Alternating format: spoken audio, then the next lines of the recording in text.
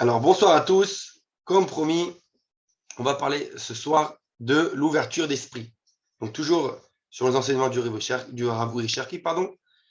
Et on va essayer de parler de cette grande question de l'ouverture d'esprit jusqu'où. C'est très d'actualité. De nos jours, on va dire, deux approches principales à cette question-là. Et les deux approches, c'est quoi? Il y a les gens qui nous disent, le fameux pluralisme occidental nous dit il faut être ouvert d'esprit, il faut accepter toutes les opinions, chacun a le droit de penser ce qu'il pense, etc. etc. C'est on va dire la pensée répandue aujourd'hui dans la société occidentale. Et le problème de cette pensée-là, c'est que finalement, en fait, sous-entendu, ils disent on ne peut pas arriver à la vérité. Pourquoi? Parce que chacun a sa vérité subjective qui lui est propre. Et donc, on accepte toutes les opinions, chacun dit ce qu'il pense, et il n'y a pas deux vérités, une seule grande vérité. Ça, c'est l'opinion le plus répandue, on va dire comme ça. La deuxième approche, c'est ce que justement cette première société occidentale les appelle, eux, les fermés d'esprit, qui disent non, il y a des critères très clairs à la vérité, et donc, celui qui ne respecte pas ces critères, il est en dehors on va dire de la vérité. Donc, il est dans le mensonge, il est dans l'erreur. Et donc, ils ne sont pas prêts à accepter ou à entendre quoi que ce soit qui diffère de leurs critères qui, eux, pour eux, définissent ce qui est vrai et ce qui ne l'est pas. D'accord? Donc, c'est les deux principales approches. Et maintenant, nous, on va voir qu'est-ce que est l'opinion donc, de la Torah sur la question. Comme me disait tout le temps Manitou, pour savoir ce que la Torah dit sur un sujet, il faut regarder dans la Torah. Ça, c'est de manière générale. Et donc là, entre autres, on sait que depuis toute l'histoire du peuple d'Israël, il y a toujours eu des divergences d'opinion chez les sages. Ce n'est pas quelque chose de nouveau, ce n'est pas quelque chose d'étonnant dans le judaïsme, les divergences d'opinion. Vous avez une question? Donc, oui, ouvrez votre micro si vous voulez. Ça y est, j'ai réussi. C'est bon. Très bien, super. Ok. Alors, donc depuis toujours, dans l'histoire du peuple d'Israël, il y a toujours eu des divergences d'opinion, et même encore plus que ça, je pense que le peuple d'Israël est l'exemple pour, on va dire, la diversité au niveau des opinions. Et d'ailleurs, le Talmud, entre autres, n'a pas peur de présenter les différentes opinions, les discordes, les divergences d'opinion entre les sages. Donc, ce n'est pas quelque chose de nouveau. Mais, quand même, malgré tout, il y a quelque chose on va dire, d'essentiel qui a changé ces dernières années, ces 100 dernières années plus ou moins. C'est quoi? C'est le fait que jusque-là, pendant plus de 2000 ans, les divergences d'opinion chez les Juifs se tournaient finalement tous autour d'un même cadre. Il y avait quand même un tronc commun. C'est-à-dire que, comme voilà, c'est le cas dans le Talmud, entre Beth Hillel et Beth Shammai, entre la maison d'Hillel et la maison de Shammai, à savoir, est-ce que le Shema Israël, on doit le dire debout ou couché? C'était une discorde qui est dans le Talmud, debout ou couché, ouais, sans rentrer dans les détails de la discorde, mais en tout cas, tout le monde est d'accord pour dire qu'il fallait dire le Kriyat Shema, qu'il fallait dire le Shema Israël. Maintenant, ces 100 dernières années, plus ou moins, encore une fois, eh bien, on va dire, c'est élargi le cadre de ces discordes. Et aujourd'hui, on est arrivé à tel point que on se demande, la discorde, elle n'est plus entre comment faire le schéma Israël, mais est-ce qu'on doit faire le schéma ou pas? Entendu, le peuple d'Israël s'est élargi à des gens, on va dire, non religieux, même si vous connaissez dans mes cours que je n'aime pas tellement ce terme, mais en tout cas, des gens qui ne se sentent plus obligés de faire la Torah et les mitzvot. Et du coup, ça reprend toute cette divergence à un cadre beaucoup plus large. Et c'est ça notre question de ce soir, à savoir jusqu'où va l'ouverture d'esprit, cette ouverture d'accepter des autres opinions, de les encadrer dans notre cadre à nous. Est-ce qu'il y a des limites à cela? C'est ça la question de ce soir. C'est ça qu'on va aborder comme sujet ce soir. Parce que, comme on a dit d'un côté, oui, il y a des opinions différentes. La preuve, c'est que le Talmud les rapporte, même ceux qui ne sont pas tranchés dans la halakha. Mais, d'un autre côté, est-ce qu'il n'y aurait pas des limites? Comme Manitou le disait aussi, il disait, il y a toujours, si je ne me trompe pas, l'expression, c'est comment? C'est, il y a les 70 facettes de la Torah, mais pas les 71. C'est entendu, il y a toujours celle qui est, a priori, en dehors du cadre. Qu'est-ce que ça veut dire? Alors, c'est ça notre question de ce soir. Et bien sûr que ça englobe plein d'autres questions. et on va y voir une par une. Donc le premier point, c'est à savoir, comme j'ai dit donc avec le Shema Israël, entre autres, là, au niveau de la halakha, ce texte, je vais rapporter un texte tout de suite du Talmud, donc la Maseret Eruvin, le traité de Eruvin. Je vais le partager tout de suite. Pardon. Qui nous rapporte, le Talmud nous rapporte, Amar Rabbi Abba, Amar Shmuel, Shalosh Shanim Nichleku Bet Shammai Bet Hillel, Alalu Omrim Alacha Kemotenu, Alalu Omrim Alacha Kemotenu. Tout autour de cette histoire dont j'ai parlé, eh bien, le Talmud nous dit, Amar a dit Rabbi Abba, Amar a dit Shmuel, 3 ans se sont rentrés en marloquette, en discorde, en divergence d'opinion, on va dire, la maison de Bet Hillel, la maison de Bet Shammai. Ceux-là disent la halakha comme nous, eux ils disent la halakha est comme nous. Ils commencent à débattre. Yatzta bat kol, jusqu'à ce que s'élève une voix céleste, on va dire traduire ça comme ça. Et Amra, elle a dit Elou ve Elou divrei Elohim chaim. En. Il dit ceux-là et ceux-là sont les paroles du Dieu vivant. Ve halakha ke Bet Hillel. Mais la halakha est tranchée comme la maison de Bet Hillel. Et alors, le Talmud continue de poser la question. Vechi me'achar she'elu ve'elu divrei Elohim chaim. Mipne ma zachu Bet Hillel likvoa halakha kemotam. Le Talmud pose la question, puisque de toute façon, cela c'est la parole divine et cela c'est la parole divine. Quel mérite a Bet Hillel que la halakha soit tranchée comme lui? Alors, le Gemara répond, Mipne shenochin ve'aluvin ayu, ve'shonin divrei Bet Shammai. Et avant que je donne la deuxième réponse, il dit d'abord, premièrement, parce qu'ils étaient plus, on va dire, si j'allais dire en nochin, c'est-à-dire j'allais dire plus dormim, plus cool, si on peut dire ainsi. Ils étaient moins pointilleux sur eux-mêmes. Et Alouvin, regardez ce qu'il dit Rashi, je remonte à 2 secondes. Rashi nous dit, Alouvin, qu'est-ce que c'est Alouvin? Une seconde si je peux tourner. Voilà. Rashi nous dit Alouvin. Je l'avais noté, non, il n'est plus. Une seconde. Voilà. Je le mets ici en écouleur, que vous voyez bien. Alouvin nous dit Rashi, Savlanin. C'est un peu le sujet de ce soir aussi. Savlanin, littéralement, le patient. Et aujourd'hui, en hébreu, il y a savlanout, c'est la patience, mais il y a aussi sovlanout, la tolérance. Et c'est ça, justement, jusqu'où on peut être tolérant. Alors, eux n'étaient pas tolérants, ils étaient patients. Bet Hillel était patient. C'est ça qui a fait que la halakha va être tranchée comme eux. D'accord? Et ça, c'est la première raison. Et la deuxième raison que le Talmud rapporte, pardon, une seconde, voilà, c'est nous dire autre chose. Ve'od, ve'lo'od, est là, chez Magdimin divrei Bet Shammai les divrei. C'est que les Bet Hillel, ils devançaient la parole de Bet Shammai avant leur propre parole à eux. Et là-bas, Rashi explique aussi que, c'est-à-dire que quand Bet Shammai rapportait un verset pour appuyer leur opinion, bien Bet Hillel essayait de comprendre, de donner des exégèses au verset que Bet Shammai a apporté lui-même. Donc, ils ne peuvent pas, Bet Hillel, outrepasser le fait qu'il y a quelqu'un en face de lui qui s'appelle Bet Shammai, qui, eux, expliquent le verset autrement. Et donc, Bet Hillel, il faisait devancer, essayer de se mesurer à l'argument de Bet Shammai.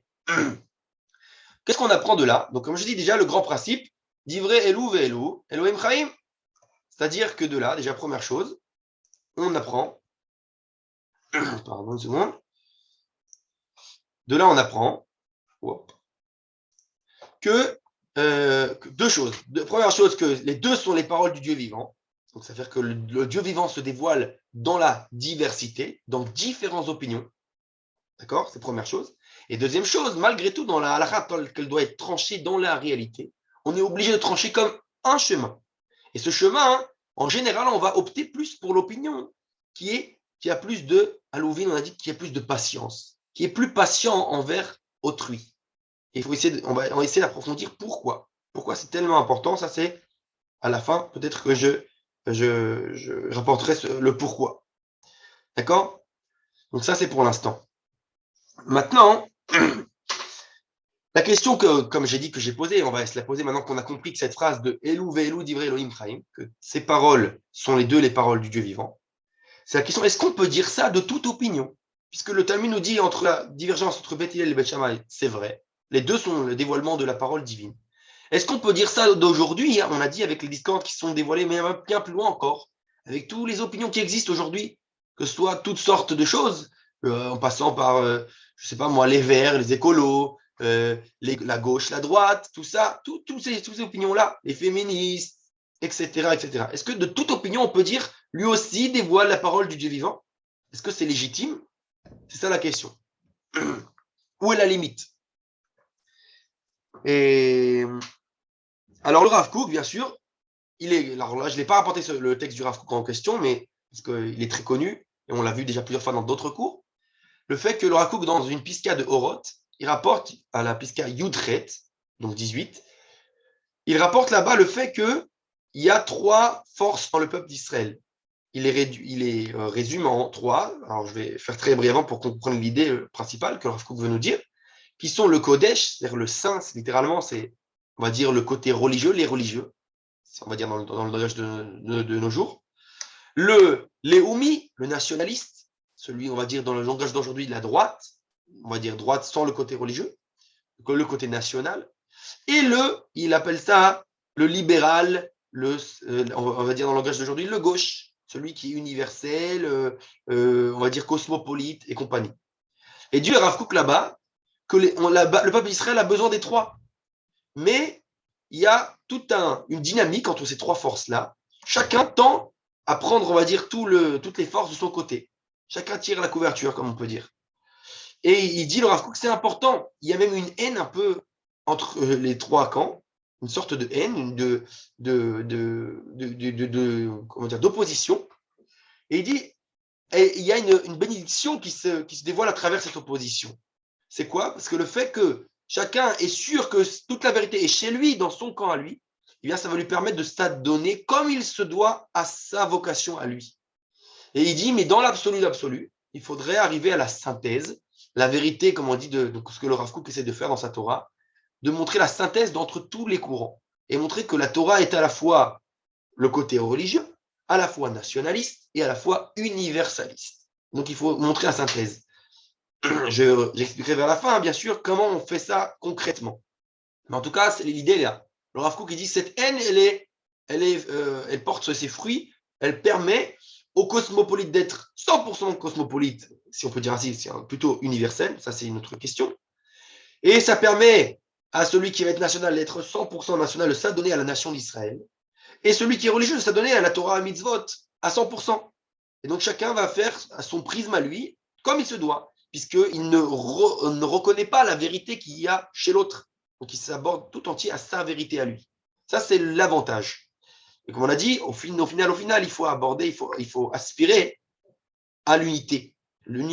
Comme on disait, Manitou disait toujours, l'unité des valeurs. Ça, c'est la particularité du peuple d'Israël. L'unité des valeurs. Dans tout. Dans tout. Et donc, si l'unité des valeurs dit qu'on doit prendre en compte toutes les opinions. On doit voir où se cache la graine de vérité de chacun. Pour ça, encore une fois, je mets en stand-by parce que on va l'expliquer en plus en profondeur par la suite.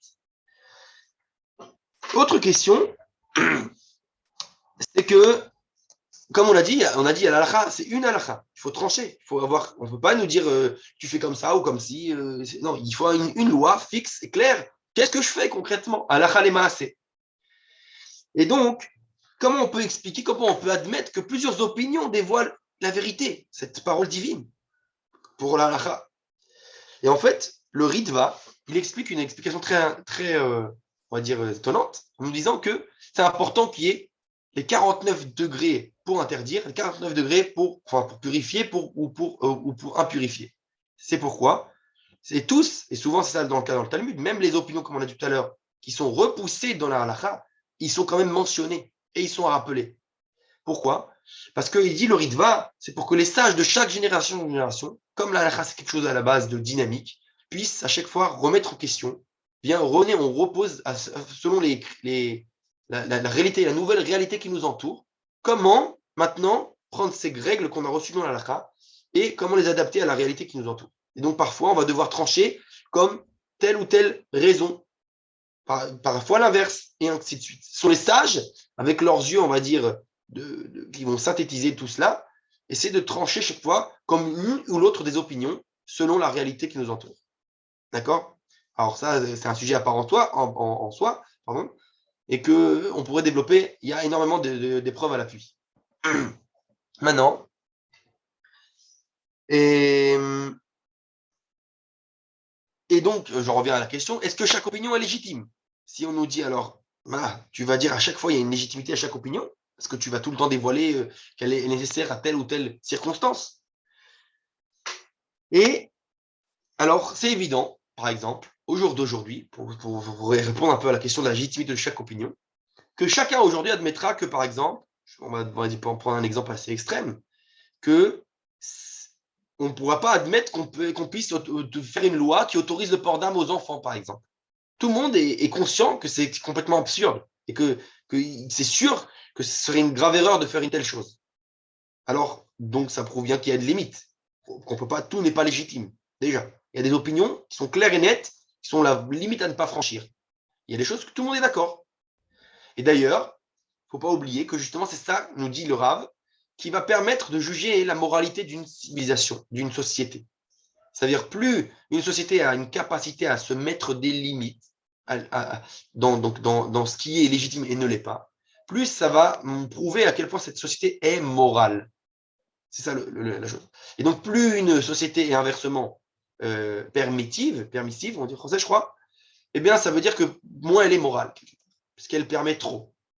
D'ailleurs, ça, on le sait dans le domaine de l'éducation, c'est très clair que si un parent, eh bien, il permet tout à ses enfants, malheureusement, ça va faire beaucoup de dégâts chez l'enfant. Et donc, c'est ça, c'est clair. C'est pareil pour une société, c'est pareil pour tout. Il faut savoir limiter. Il faut quand même certaines limites. Comment fixer ces limites? Donc, c'est ça que vient faire le rôle de la halakha. Une sorte de cadre dans lequel on doit trancher. Ça veut dire que dans ce cadre-là, il y a différentes opinions possibles, mais qui restent cadrées quelque part dans une certaine limite. Donc, ça veut dire, comme on l'a dit tout à l'heure, le cadre du Talmud. D'accord. Jusque-là, est-ce que c'est clair? Si y a des questions, ouvrez votre micro, posez librement, pas de problème. Est-ce que tout est clair jusque-là? Si tout est clair, je continue. Alors, comme ça. Et un autre exemple que je donne donc de ce cadre-là, c'est le fait que, par exemple, la Avodazara. Avant, les prophètes se sont battus de manière virulente contre la Avodazara, contre l'idolâtrie. Et au jour d'aujourd'hui, Baruch Hashem, on n'a plus tellement besoin de se battre de manière si virulente comme ça l'était à l'époque. Avant, ils massacraient les idolâtres, etc. Pourquoi? Parce que c'était quelque chose de très dur à combattre. C'était ancré dans l'humanité. Aujourd'hui, beaucoup moins. Donc, comme le combat, il n'est plus, entre guillemets, il est, comment on va dire ça? Il n'est plus tellement d'actualité. Alors, on n'a plus tellement besoin d'employer toutes les forces, d'investir dans ce combat, comme ça l'était avant. Donc, on voit bien que ça prend en fonction de la réalité qui nous entoure. Ça va changer, ça va prendre forme autrement. Et là, comme exemple, je vais montrer un exemple justement très connu. Enfin, très connu, oui et non à la fois. En tout cas, le récit en soi est connu, mais l'interprétation du Rav est un peu moins connue. C'est par rapport à Eliyahu Hanavi, le prophète, la fameuse histoire de Eliyahu Hanavi au mont Carmel. On parle, alors je me mets dans le contexte, à l'époque, les Bnei Israël, beaucoup se sont laissés, on va dire, influencés par les Néviés à Baal, les prophètes du Baal, d'une certaine idole, d'une Avodazara. Et justement, Eliyahu Hanavi vient, il veut remettre la justice, il veut remontrer que Hachem ou Elohim, que Dieu, c'est lui qui dévoile, c'est lui le vrai Dieu, on va dire comme ça. Et donc, il y a toute une rivalité entre lui et les prophètes de Baal. Il y a toute l'histoire au mont du Carmel. Il leur dit, oh, puisque c'est comme ça, venez, vous allez faire votre sacrifice à vos idoles, moi je vais faire un sacrifice à Hachem, et on verra lequel de nous deux sera accepté par Kadosh Baruch, enfin accepté, sera brûlé. Alors, sans passer tous les détails de l'histoire, parce qu'il y a beaucoup, bien entendu, les prophètes ne vont pas être exaucés, et c'est le sacrifice de Eliyahu qui va être, lui, monté en holocauste. Et bref, tout le peuple d'Israël entier va dire d'une seule bouche, Hachem ou Elohim, Dieu est le Dieu, Dieu est le Dieu. Et donc, a priori, on se dit, waouh, Eliyahu a gagné, tout le peuple est derrière lui, et pourtant, ce qui se passe tout de suite après, c'est qu'il y a la fameuse histoire avec Isével, la femme du roi, et qui dit, qui est très dure, elle va le pourchasser Eliaou. Après qu'elle n'est pas contente qu'on l'a tué, ses prophètes, parce que bien sûr, ah oui, j'ai oublié de préciser, excusez-moi, que Eliaou Hanavi, après cette victoire, n'en s'arrête pas là. Il dit il faut écraser l'idolâtrie jusqu'au bout. Il va tuer tous les 400 prophètes du Baal, Névé Baal, pour bien déraciner toute forme d'idolâtrie dans le peuple d'Israël. Dès que la fameuse Isével entend que Eliaou a tué tous ses prophètes de son idole, elle, très furieuse, elle va pourchasser, elle va déclarer qu'il faut mettre à mort Eliaou, le pourchasse. Eliaou, et imaginez-vous dans quel état il est. Il vient de gagner un miracle manifeste. Le peuple d'Israël est derrière lui, et non, qu'est-ce qui se passe? C'est pas totalement la réussite, puisqu'il va être pourchassé, il va devoir aller se cacher. Donc il va aller se cacher dans une grotte. Alors, moi, ce que je veux rapporter, c'est justement le récit de après cela. Bien sûr, va Akadosh Baruch Hu se tourner vers Eliaou. Et alors, je rapporte les versets une seconde. Voilà. Hop. Regardez bien les versets. Vayavo Sham et la Meara. Donc, on est après tout le récit que je vous ai raconté maintenant. Il lui dit, il arrive à la grotte. Vayalen Sham et il arrive donc à la grotte. Veine Dvar Hashem et voici, Elav, que de la parole d'Hachem se dévoile. Lui, il parle. Vayomerlo, il lui dit, Malecha po Eliaou. Regardez bien. Il lui dit, qu'est-ce que tu fais là, Eliaou? C'est entendu, bien sûr, vous imaginez bien, comme souvent, que la question, ça ne veut pas dire physiquement, qu'est-ce que tu fais là? Akadosh Baruch Hu sait bien que Eliaou s'enfuit de Isével. La question est plus profonde. Et en fait, alors là, je n'ai pas rapporté tous les versets, mais vous voyez le verset qui est juste après celui-là, là, il le dit une fois, à ce moment ici, en haut, et il va le redire par la suite. Qu'est-ce que je veux dire par là? Il lui dit au départ, Iné, Vayomer Kano Kineti Lachem, Elohet Sevaot Ki Azvu Beritecha Bnei Israël. Qu'est-ce qu'il dit Eliaou? Il se plaint. Il dit, je comprends pas, je suis là, j'en m'enfuis, on me pourchasse après qu'il y ait eu un miracle si grand. Kano Kineti, je suis venu, on va dire, sauver l'honneur. Kineti Lachem, on va dire la jalousie divine. Je viens au nom de la jalousie divine, de ton nom Hachem. Elohet Sevaot, le Dieu des armées. Pourquoi? Ki Azvu Beritecha Bnei Israël. Regardez bien ces mots difficiles qu'emploie Eliaou. Il dit, parce que les Bnei Israël, ils ont abandonné ton alliance. C'est ce que dit Eliaou.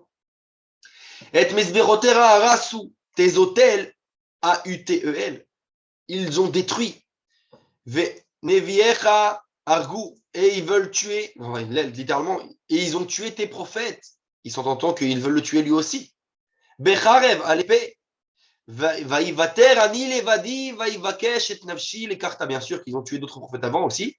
Mais en tout cas, il dit, et moi, je suis resté tout seul. Vaïvakshu nafshi, les cartas, et maintenant, il demande à moi aussi porter atteinte à ma vie. C'est ce que dit Eliaou. Donc, vous voyez bien, il est complètement déboussolé. Il ne comprend pas. Après tel miracle, j'ai prouvé que Dieu existe. Et c'est ça le salaire. Et regardez bien, avant que je continue et qu'on revienne sur ce verset qu'il va répéter justement par la suite, je voudrais montrer ce que dit le Midrash sur cette question. Le Midrash dans Shir HaShirim Rabbah. Shir HaShirim Rabbah, il raconte le dialogue qu'il y a entre Eliaou et Akadosh Baruch Hu. Alors il lui dit, Kano kineti Hashem el Hashem tzvaot ki azvu beritera ben Israël, comme vous avez vu ici dans le verset. Il dit, je viens au nom d'Hachem, vers glorifier le nom d'Hachem. Et je ne comprends pas parce que les Bnei Israël, ils ont abandonné ton alliance. Regardez la réponse d'Akadosh Baruch Hu. Beriti azvu oshema beritecha. Je ne comprends pas, il lui dit Hachem. C'est ton alliance, pardon, c'est mon alliance qu'ils ont abandonné ou ton alliance? Et il continue, il dit, et misberotecha arasu, tes autels, ils ont détruit. Et Kadosh Baruch Hu lui répond, mes autels ou tes autels? Et ensuite, et neviecha argu becharev, et tes prophètes, ils ont tué à l'épée, a dit Eliaou. Répond à Kadosh Baruch Hu, mes prophètes ou tes prophètes? Qu'est-ce que ce midrash nous sous-entend? Essayez bien de comprendre l'idée qui se cache derrière cela. Ce midrash vient nous dire en réalité, il vient nous dire que Kadosh Baruch Hu lui dit, est-ce que tu l'as véritablement fait au nom d'Hachem? Ce que tu as fait, tu l'as fait au nom d'Hachem ou c'était pour toi? C'est toi qui a voulu faire, quelque part, c'est très dur, hein, mais c'est pour ton nom. Alors pourquoi? Parce que regardez, à la fin, on a dit, comme il dit Eliaou, il dit Vater ani levadi, je suis resté seul. C'est-à-dire que quelque chose qui t'a motivé quelque part, est-ce que ce ne serait pas quelque part un peu ton ani à toi, ton ani levadi, ton toi personnel, individuel. Vaïvakshu et nafshi le karta. Soit entendu, il nous dit Kadosh Baruch, pourquoi tu parles du mal du peuple d'Israël? Il dit, pourquoi tu prends ça personnel, on va dire comme ça? C'est mes hôtels à moi. C'est mes prophètes qu'ils ont tués. C'est mon alliance, comme tu dis qu'ils ont abandonné. Pourquoi tu prends à cœur individuellement? Et en fait, il lui sous-entend quelque chose. Il lui dit, ça ne t'aurait pas. Ce qu'il veut dire, c'est que le peuple d'Israël, il a déjà évolué depuis. C'est ce que le sous-entend ici le Kadosh Baruch. Il dit, pourquoi tu as tué les prophètes? T'inquiète, tu as déjà gagné, tu avais glorifié le nom de Hachem. Pourquoi tu avais besoin de les tuer? Sous-entendu. C'est ça, c'est comme ça que le Rav explique. Et en fait, sous-entendu, cet sous-entendu-là, il attend de ce que Eliaou comprenne et apprenne de la leçon. Mais en fait, regardez bien, c'est ce que j'ai dit, c'est que ça, tout ça, ce verset que j'ai dit là maintenant, il a été dit une fois, il est répété maintenant. Là, on revient. Et en fait, c'est pour ça que j'ai mis plusieurs petits points pour dire qu'il y a eu plusieurs versets entre-temps. Et là, vient Eliaou une autre fois et lui dit, après tout cela, après tout ce récit, Vayomer Kano Kinetil Hashem, il n'a pas compris, il reprend. Il dit, mais je viens au nom de Kano Kinetil Hashem. Et il répète, parce que les Bnei Israël ont abandonné ton alliance, et ils ont détruit tes hôtels, et tes prophètes, ils les ont tués. Il ne comprend pas la leçon, entre guillemets. Et donc la suite vient tout de suite. C'est très dur, bien sûr, vis-à-vis d'Eliaou. Vous allez comprendre, vraiment, sans le Midrash, on n'aurait pas pu comprendre dans ce sens-là. Vayomer Hashem, et là, Shuv les Darka, Midbera, et puisque c'est comme ça, tu n'as pas compris la leçon, en fait, il lui dit, retourne en chemin, va vers Damesek, là-bas tu vas oindre un nouveau roi, Razaël, en roi de Aram, et Tiou Nimshi, Nimshi, Timchar les Meler, et tu vas aussi louer un autre roi, Yehou Ben Nimshi, Timchar les Meler, parce que bien sûr, à l'Israël, il y avait le royaume d'Israël, et le royaume, il y avait Aram, et regardez bien, et là, c'est l'essentiel, il lui dit, puisque tu n'as pas compris ton rôle, alors, Vet Elisha Ben Shafat, mais Avel Mechola Timshach le Navi Tartech. Ça veut dire que Elisha, ton élève, ton disciple, tu vas lui loindre en prophète à ta place, Tartecha. Littéralement sous toi, mais en fait, ça veut dire à ta place.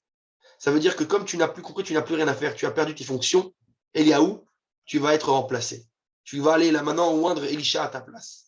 Parce que moi, je n'ai pas besoin d'un prophète qui vient dire du mal du peuple d'Israël, qui vient être accusateur d'Israël. J'ai besoin de dirigeants qui viennent au contraire défendre le peuple d'Israël. C'est ça qui est sous-entendu ici. Pourquoi je vous rapporte toute cette histoire? Pour vous dire qu'on voit bien ici que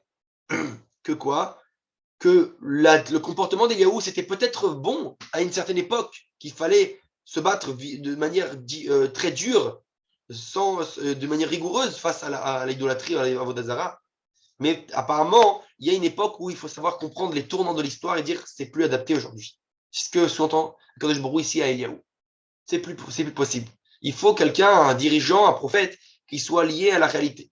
C'est très dur vis-à-vis d'Eliaou. Et d'ailleurs, c'est pour ça que le Midrash lui-même nous dit quoi? Nous dit que finalement, c'est la raison, tous ceux qui connaissent les Brit Mila, lorsqu'il y a une Brit Mila, lorsqu'il y a une circoncision dans le peuple d'Israël, c'est la raison pour laquelle on dit que Eliaou Navi vient à chaque Brit Mila. Il est là, il est présent. C'est ça, entre guillemets, punition. Pourquoi? Tu as dit du mal du peuple d'Israël, tu as dit qu'ils ont oublié ta Brit, ton alliance. Alors tu vas être toi le témoin pendant toutes les générations. À chaque Brit Mila, à chaque alliance, tu vas être le témoin, celui qui va...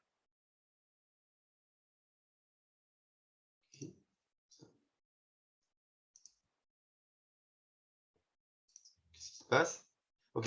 Tu vas être toi le témoin, pardon, j'ai eu un souci avec l'ordinateur. Et donc il nous dit, tu vas être toi le témoin de chaque Brit Mila que le peuple d'Israël n'a pas abandonné ton alliance. C'est ça. C'est ça ta punition, entre guillemets. C'est pour ça qu'on dit que Yahweh Navi est là à chaque Brit.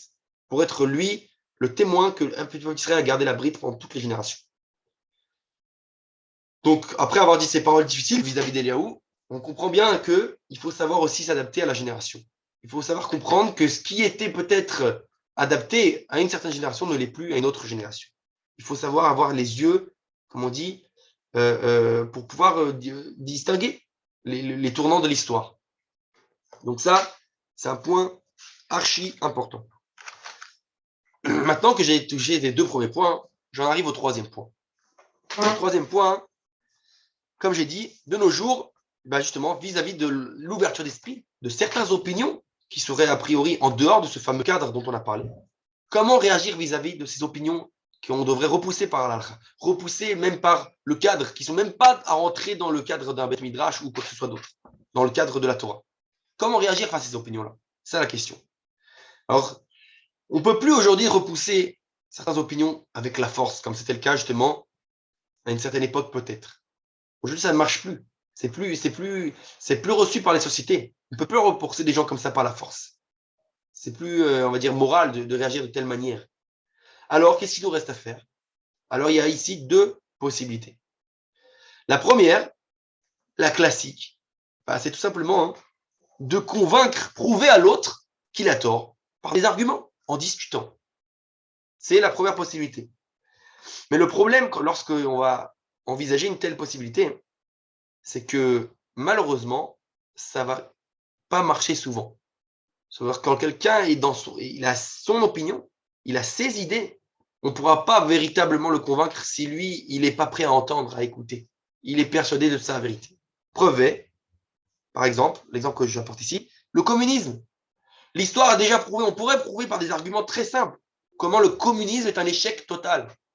Le communisme, l'histoire a prouvé que c'était une erreur totale. Et pourtant, jusqu'à aujourd'hui, il y a encore des communistes dans le monde. Il y a encore des gens qui pensent envers et contre tout qu'il faut se battre pour le communisme. Comment c'est possible? Donc, a priori, il y a là bien quelque chose d'autre. Donc, ça veut dire que argumenter, ce n'est pas la solution parfaite. Alors, quelle est la deuxième solution? Et bien ça, c'est justement, j'ai dit tout à l'heure, je l'ai allusionné tout à l'heure avec le Rav Kook, c'est celle qui va dire, si tu veux démanteler un mensonge, tu dois comprendre une chose primordiale. Alors, je ne l'ai pas écrit ce soir, peut-être que on va laisser tomber, c'est pas grave. Vous vous rappelez, je ne sais pas si peut-être vous l'écrire pour que ce soit plus clair. Une seconde. Je vais écrire ça rapidement. Le mot vérité et le mot mensonge en hébreu, comment dit-on? C'est pas ça. On dit emet et sheker. Bon, je ne peux pas l'écrire, tant pis. Le emet et le sheker. Et c'est quoi? Alors, le emet, c'est les lettres, fameuses lettres, aleph, mem, tav. C'est la première lettre de l'alphabet, aleph, la lettre au milieu, mem, et taf, la dernière lettre de l'alphabet. Ça, c'est le emet, la vérité. Le mensonge, je l'ai répété souvent, mais il faut toujours le répéter, c'est shin, kuf, resh, sheker. Shin, c'est les trois avant-dernières lettres de l'alphabet, avant le taf. C'est les lettres qui sont avant le taf. Alors, ça veut dire que lorsque tu veux démanteler un mensonge, tu dois comprendre tout d'abord que dans chaque mensonge, il y a une part de vérité, parfois il y a une vérité désordonnée, ou une vérité disproportionnée, ok, ou extrémiste. D'accord? Alors, comment je veux dire? Ça veut dire que dans le mot sheker, les trois lettres sont juxtaposées l'une à l'autre. Ça veut dire que déjà, c'est quelque chose de restreint. Tu m'as montré qu'une partie. Ça, c'est le mot de sheker. Deuxième chose, dans le mot sheker, selon l'ordre alphabétique, les lettres du mot sheker, elles sont dans le désordre. L'ordre alphabétique, il dit kuf, resh, shin. Maintenant, nous, on dit shin, kuf, resh. Donc, c'est l'inverse. C'est inversé. C'est pour dire que le mensonge, c'est aussi une vérité désordonnée. Tu dois remettre les éléments à leur place. Et autre chose, le mensonge, c'est aussi, comme on l'a dit, à la fin de l'alphabet, vers le taf, proche du taf. Tu n'englobes pas tout le début et le milieu. Tu es extrémiste. Tu as pris une chose, tu l'as sorti des proportions, tu en as fait toute la vérité. Tu as été très extrémiste. Ça, c'est un mensonge. Et donc, si on reprend notre idée, pour démanteler un mensonge, tu dois remettre le mensonge à sa place, dans ses bonnes proportions, et bien entendu, ce qu'on a dit, qu'est-ce que j'ai pas dit? Proportion, mettre à sa place, et le remettre dans l'ensemble. Bien sûr, qu'il englobe le tout, qu'il ne soit pas que partiel. Ça, c'est par définition. Et donc, nous dit le Rav Kook, si tu veux convaincre quelqu'un véritablement dans son opinion erronée, cherche là-bas la graine de vérité. Cherche la racine qui fait que ce mensonge, Akadosh Baruch Hu lui continue de lui donner sa légitimité dans la réalité qui nous entoure. et bien entendu, plus un mensonge il attire énormément de monde, comme c'est le cas pour beaucoup de grands mouvements, plus ça veut dire qu'il y a là-bas une graine de vérité essentielle qu'il faut, oui, adopter. Il faut la remettre dans le contexte, tout simplement, cette graine. Et donc, l'exemple du communisme, pour reprendre le communisme que j'ai dit tout à l'heure, bien, c'est l'idée d'une justice sociale. La justice sociale, c'est quelque chose de très bien. La Torah, elle parle de justice sociale. C'est énorme, la justice sociale. Et donc, si tu commences à parler de justice sociale, le communiste, qui finalement, c'est ça l'essentiel de son message, eh bien, il va se calmer avec toutes ses opinions, son extrémisme, etc., etc. Il va remettre tout dans le contexte. Parce que tu vas adopter cette idée qui est, oui, une vérité, la justice sociale. Tu vas la remettre dans l'ensemble. Donc ça, c'est pour l'exemple du communisme. Et là, je donne un autre exemple que le Rav rapporte, qui est assez, même j'allais dire, un peu marrant. C'est, par exemple, quelqu'un qui est égoïste. La majorité des gens, on va dire, c'est clair pour eux que c'est pas normal d'être égoïste. Et pourtant, il y a des gens égoïstes. Il y en a. Alors, comment tu peux convaincre un égoïste d'arrêter d'être égoïste? Eh bien, justement, le Rav dit, au lieu de lui dire d'arrêter d'être comme il est, de lui dire change, tu dois l'élever. On va dire, comme on a dit, l'élever, le remettre dans la vue d'ensemble. Et donc, pour le cas de l'égoïste, par exemple, il dit, d'abord, tu dois lui apprendre qu'en fait, en réalité, apprends-lui que lorsqu'il va donner à sa femme ou à ses enfants, eh bien, c'est aussi pour lui-même. Il va avoir un retour. Alors, c'est vrai que vous allez me dire, c'est pas très moral d'apprendre que afin de recevoir. Mais il faut qu'il comprenne que c'est la vérité. Que ça veut dire que son individualisme en soi, c'est pas un mensonge. Être individualiste, ça ne va pas en contradiction avec un nationalisme, j'allais dire un universalisme, etc., etc. Donc, tous ces cercles-là, dans le judaïsme, ils se rassemblent. C'est exactement Abraham, Yitzhak et Jacob, d'ailleurs. C'est ça, c'est ces dimensions-là. Ils se rassemblent en un. Ça veut dire que la Torah nous a dit aussi d'être quelque part individualiste, puisqu'elle nous a dit, chacun doit se dire, Bishvili Nivra Olam, c'est pour moi que le monde a été créé. Alors, comment c'est pas un peu égoïste pour moi que le monde a été créé? Aussi, parce que tu dois comprendre ton rôle à jouer à toi dans l'histoire. Donc l'individualisme aussi, il est à remettre dans le puzzle, dans le pulse, dans la vue d'ensemble. Et donc tu dois apprendre à l'égoïste que oui, tu as raison, toi tu es très important, tu fais partie d'un tout, un peu plus grand. Et donc ça comprend aussi ta femme, tes enfants. Donc c'est très important que tu leur donnes à eux aussi, que tu comprends qu'ils font partie, c'est pour ton bien à toi. Parce qu'il y a une interaction. Et quand tu auras compris ça, on pourra t'apprendre aussi que tu sais, c'est très important aussi que tu donnes à ta ville, ensuite à ton pays et à l'univers tout entier en fait. Et donc tu vas commencer à élargir tes cercles, à comprendre que tout est lié à tout. Dans le judaïsme, l'unité des valeurs, l'individualisme se relie à la vie familiale, se relie à la vie, on va dire, citoyenne dans la ville, nationale et universelle. Tout est lié. C'est un cercle dans un cercle dans un cercle. Si on peut imager, pardon. Donc c'est ça l'idée. Et donc c'est comme ça qu'on va réussir à réélever cet égoïste-là de là où il s'était. De cette graine de vérité, on a pris que cet individualisme, c'est vrai, c'est bien d'être individuel. Et d'ailleurs, ça c'est dans la Kabbale, les fameux degrés qu'on appelle 5 degrés, Nefesh, Ruach, Neshama, Chaya, Yechida. Donc, moi, c'est comme ça que du moins je le comprends. C'est que on a Nefesh, la partie la plus basse, on va dire, lorsqu'on est enfant. Ruach, lorsqu'on a la bar mitzvah, on commence à comprendre qu'on vit dans une société, qu'on fait partie d'un minyan, d'accord? On peut commencer à donner la vie à cet âge-là. Puis on a Neshama, ça c'est à plus ou moins l'âge de 20 ans, selon les kabbalistes, parce qu'on commence à comprendre qu'on fait partie d'une âme collective, c'est encore plus grand, et c'est pour ça qu'on est jugé maintenant même d'après les critères du Beddin d'en haut. Et il y a Chaya et Chida, que très peu de gens sont arrivés à ces niveaux-là. Chaya, c'est se comprendre que cette âme collective, c'est pas un individu qui se lie à un collectif, c'est un tout.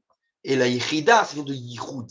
C'est quand je comprends que mon individualisme, il est lié totalement au collectivisme. C'est-à-dire que c'est plus je vais être individuel dans ce niveau-là, plus c'est bon pour le collectif. C'est pas dans le côté égoïste du départ de dire que plus je suis individuel, c'est au détriment de ma nation. À ce degré, au dernier degré ultime, c'est de comprendre que je me dois d'être particulier, d'aller dans un particularisme, parce que ça va m'aider en fait à apporter ma part à moi qui est essentielle au collectif, à la nation d'Israël. C'est ça qu'il faut bien comprendre. Et donc, c'est ça qu'on comprend ici dans l'idée. Maintenant, Alors, un autre point, peut-être c'est mon dernier point de ce soir, c'est le fait que plus, comme on l'a dit, sur chaque mensonge se cache une vérité. Et en fait, plus un mensonge, on va dire, il cache une racine, une graine qui est profonde, qui est élevée, et plus en fait, il va tomber très bas au niveau de la réalité, ce mensonge. Et donc, il va falloir l'élever de tout en bas. C'est pour ça que les sages nous disent que le messianisme, l'idée messianique, c'est où qu'elle apparaît pour la première fois? À Sdom, Sdom vers Amora, la fameuse société de Sdom, la société la plus pervertie qui soit, du moins ce que rapporte la Torah. C'est là-bas que naît l'idée messianique. Vous allez me dire, mais quel rapport? Les sages disent, ou tu veux savoir où c'est qu'il est Ben David? Et Besdom, Asdom. Qu'est-ce que ça veut dire tout ça? Eh bien, il faut comprendre que Sdom, dans leur, on va dire, potentiel messianisme, du moins ils voulaient, ce qu'ils aspiraient à, ils pensaient être déjà arrivés au monde parfait. Donc pour eux, ça va s'exprimer par deux choses. Le fait qu'ils ne donnaient pas de tzedaka, pas de donner de dons à qui que ce soit. Pourquoi? C'était interdit chez eux. Parce que pour eux, donner, c'est en fait, à travers le fait que tu donnes à un pauvre, à quelqu'un qui lui est manquant, ça veut dire que tu affirmes qu'il y a des manques dans la vie de tous les jours, que la réalité qui nous entoure n'est pas parfaite. Donc pour eux, c'est impensable. Ne donne pas. Parce que, est-ce que le monde est parfait? On arrive à une perfection. Et autrement, le fait qu'un des fautes qui était particulière à la société de Sodome, c'était l'homosexualité. C'est-à-dire que on venait dire, bien, cherche celui qui t'est similaire et pas le différent. Pourquoi? Parce qu'à partir du moment où tu cherches différent, c'est-à-dire que tu cherches à te compléter, sous-entendu, tu es imparfait. Encore une fois, même idée. Et donc, toi, tu vas affirmer que je ne manque rien, je suis parfait. Donc, je ne cherche pas à me parfaire, donc je ne cherche pas à me compléter par qui que ce soit autre en face de moi. Donc, je vais chercher le similaire, celui qui ne m'apporte rien, puisque je n'ai rien à recevoir. Ça, c'est la société messianique de Sdom. Messianique, encore une fois, dans leur sens à eux. Pourquoi? Parce que, bien entendu, ils ont devancé, ça vient à prouver que dans les racines, il y a une aspiration au messianisme, à la perfection, parce que c'est qu'on les Hachem, on aspire, mais qu'ils ont complètement omis la réalité qui les entourait. Et donc, c'est vrai que l'idée du messianisme, elle doit provenir de ça. Elle doit aspirer à parfaire la société, à perfectionner, mais, encore une fois, sans nier les manques qui existent dans la réalité qui nous entoure. Et donc, c'est ça. Donc, on doit remettre chaque idée très profonde dans son contexte. La remettre dans le contexte même historique, au niveau du temps. Parfois, une idée, elle est encore trop... elle est arrivée trop tôt dans l'histoire. C'est ce que c'était le cas de Sodome. Donc, on ne peut pas arriver à cela. Maintenant, et je pense finir sur ça, montrer quelques points, des points personnels à moi. Alors ça, ce que je vais dire maintenant, je ne l'ai pas appris du livre, ce sont mon point de vue à moi personnel sur ce que, on va dire, pourrait apporter certaines choses. Comme j'ai dit, on doit voir la vérité dans tout, chaque phénomène. Plus un phénomène est grand, plus on doit voir ce qui se cache là-bas. Alors, entre autres, dans les phénomènes de société aujourd'hui, qui prennent beaucoup d'ampleur, moi, j'aime à dire que justement, d'ailleurs, que les créations d'Israël est un tournant de l'histoire à tous ces degrés-là. Regardez, je vais parler de plusieurs exemples. Premier exemple, comme je dis, c'est j'ai envie de dire, déjà, le végétarisme. On en a parlé dans un cours à part entière, mais c'est une idée qui est très récente, relativement. C'est-à-dire que avant, on ne parlait pas d'écologie, etc. C'est quelque chose qui s'est développé avec le temps. On a commencé à prendre conscience des dégâts que l'homme faisait sur la planète Terre, etc. Et donc, alors il y en a bien sûr qui vont partir à l'extrême. On va dire, il faut défendre la planète. Et c'est ce qui était le cas de Galia dans mon cours sur le végétarisme, on en a parlé. Ils vont prêt défendre la Terre ou même au détriment de l'homme. Parfois, il vaut mieux que l'homme disparaisse que pour préserver la Terre. Notre mère, comment ils disent, la mère nature. Et donc, bien entendu que c'est un extrême. Il faut le remettre dans le contexte. C'est très important de préserver la Terre. Et c'est même quand on regarde, quand on reprend en conscience les choses, c'était carrément écrit dans la Torah. Les Ovdav et les Shomra, pour préserver ce monde-là, que l'homme est venu, pas pour le détruire. Donc ça, c'est une chose. Deuxième chose, j'ai parlé de végétarisme, parce que j'ai pas d'écologie, j'ai un peu mis dans le même sac, mais le végétarisme, c'est le fait aussi que je prends conscience que quelque part, l'animal, c'est un être vivant. C'est important. Il ne faut pas être complètement cruel et inhumain Alors oui, c'est juste, je ne vais pas mettre l'animal au même plan que l'homme. Ça aussi, c'est un cours à part entière, mais on a compris l'idée. Ça, c'est des choses qui sont nées dernièrement. On se rend compte que même, oui, si on regarde dans les sources, la Torah n'est pas complètement contre. Alors ça, je vous invite à regarder mon cours sur le végétarisme pour le comprendre totalement, parce que je ne vais pas rentrer dans les détails. Une autre idée, c'est l'idée, comme on l'a dit, de gauche, droite, tout ça, les idées politiques, les camps politiques. Que voir qu'est-ce qu'il y a de vrai là-bas, qu'est-ce qu'il faut une société sociale, c'est ce que la gauche vient tout le temps. Il faut du socialisme. Il faut qu'il y ait une justice. Mais d'un autre côté, il faut la droite. Surtout le peuple d'Israël. Le peuple d'Israël a une vocation. Il veut montrer qu'il est le peuple. Il a une vocation de frère des premiers-nés des nations.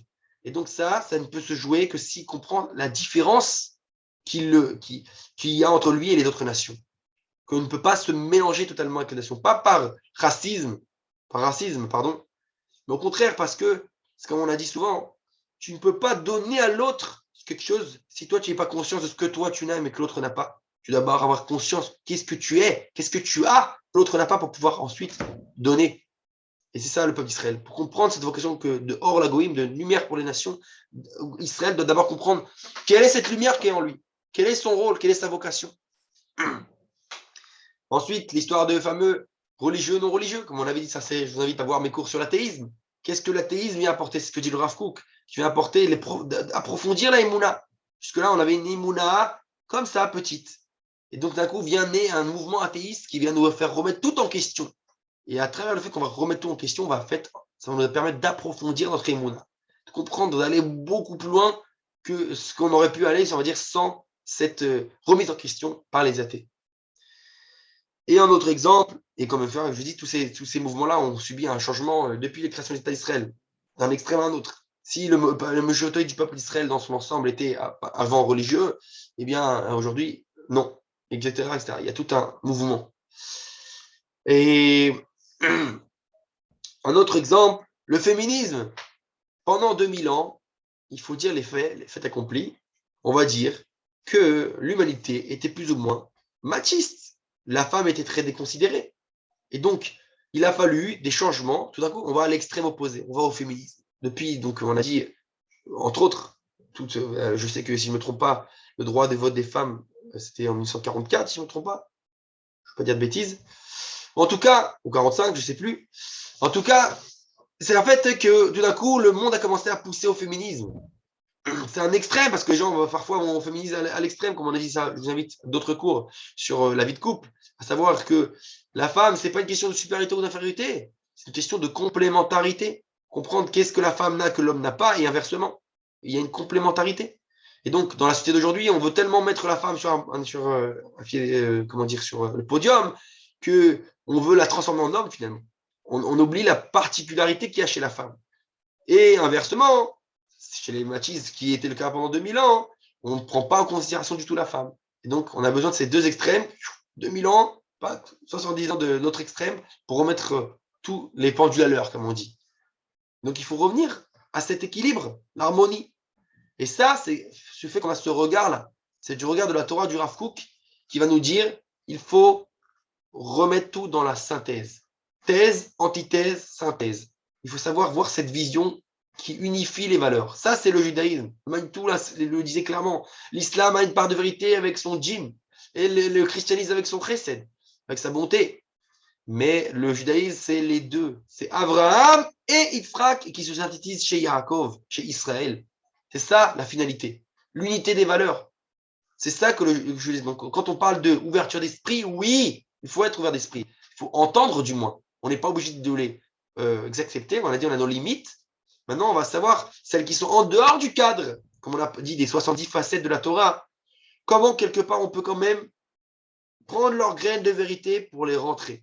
Et ça, c'est ce que disait Manitou en secret, on va dire, parce qu'on parlait dans les sages du Sanhedrin, on disait qu'il y avait 70 sages assis là-bas qui siégeaient au Sanhedrin, si je ne me trompe pas, 70.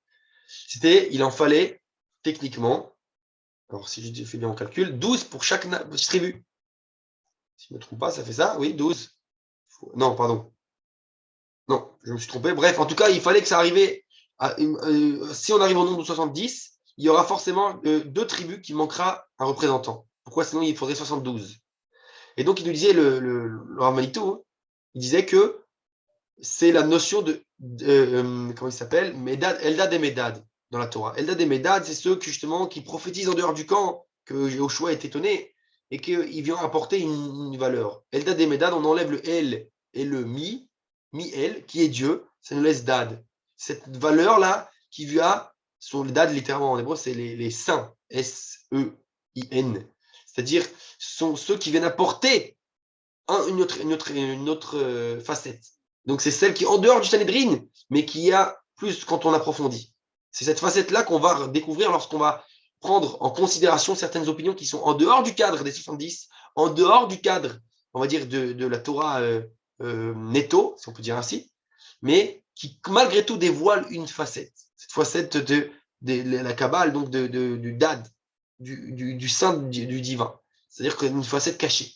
Celle-là, on va devoir les adopter, tirer la graine, l'adopter pour pouvoir dévoiler cette part de vérité. Et donc, de ce fait, eh bien, le mensonge va tomber. C'est comme ça qu'on fait tomber un mensonge. C'est comme ça qu'on est censé convaincre quelqu'un. Pas que par l'argumentation, mais en montrant cette racine, en l'adoptant, en montrant que quelque part, ça a quelque part à nous apporter à nous, objectivement. C'est ça l'idée. Et donc, il faut savoir avoir cette humilité. Pas pour rien que Moshe, le plus humble des hommes, est celui qui est apte à recevoir la Torah. Il faut une humilité. Savoir remettre en question chaque chose et vérifier. Bien sûr, comme on a dit, on veut savoir ce que la Torah dit sur une opinion. Regardez ce que la Torah dit sur cette opinion.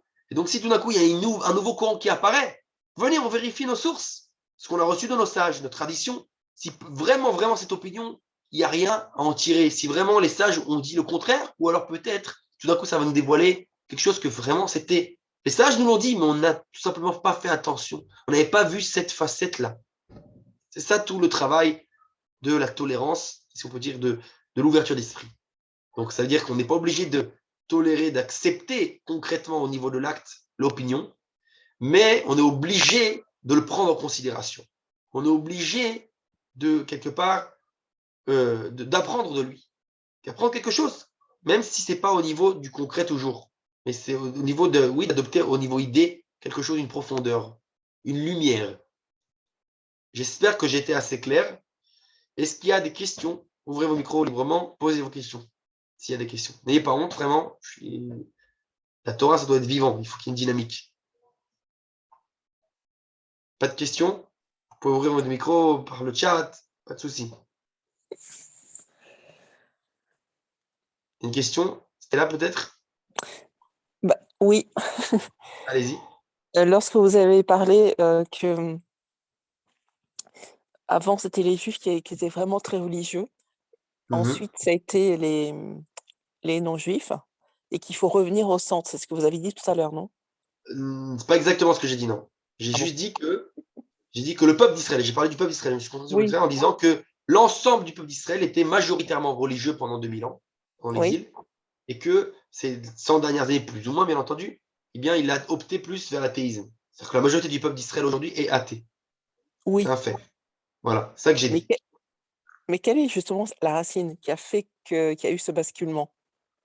Alors, moi, j'ai lié ça justement au fait qu'entre autres, toute l'idée qu'on retourne sur la terre d'Israël, le sionisme, ça, si on voit bien qui a construit l'État, ce sont d'Afka. Enfin, bien sûr qu'il y a aussi beaucoup de religieux, ça, peu de gens le savent, mais c'est surtout des athées. Pourquoi? Parce que ça c'est partout qu'il écrit à plusieurs endroits en disant que si jamais c'était des rabbins qui étaient abordés à l'étude au Talmud, etc., ben, ils n'auraient jamais véritablement mis toute leur concentration et leur investissement dans la construction physique de la terre, parce que c'était dur pour eux de se déconnecter de leur Talmud, de leur étude. Ils étaient en monde spirituel.